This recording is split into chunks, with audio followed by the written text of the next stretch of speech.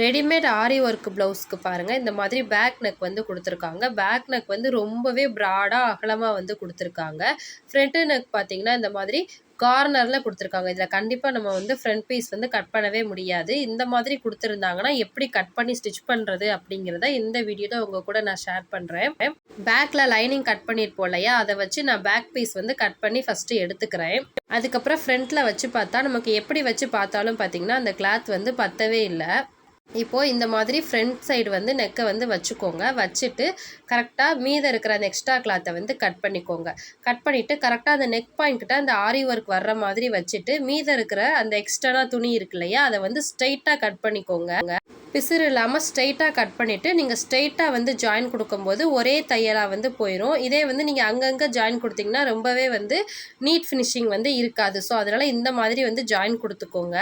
ஆரி work ப்ளவுஸை பொறுத்தளவு நீங்கள் பேக்லையோ ஸ்லீவ்லையோ நீங்கள் ஜாயின் கொடுக்கும்போது அது ஃபினிஷிங்காக தெரியாது. அதனால் ஃப்ரண்ட்டில் நீங்கள் வந்து கொடுத்துக்கோங்க ஜாயிண்ட்டு.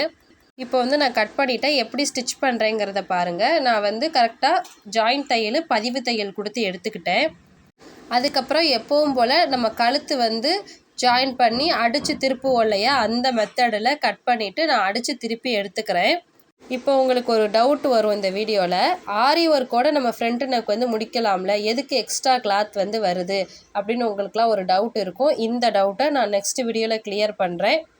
இந்த வீடியோ பிடிச்சிருந்தா லைக் பண்ணுங்கள், மறக்காமல் சேனலை சப்ஸ்கிரைப் பண்ணுங்கள்.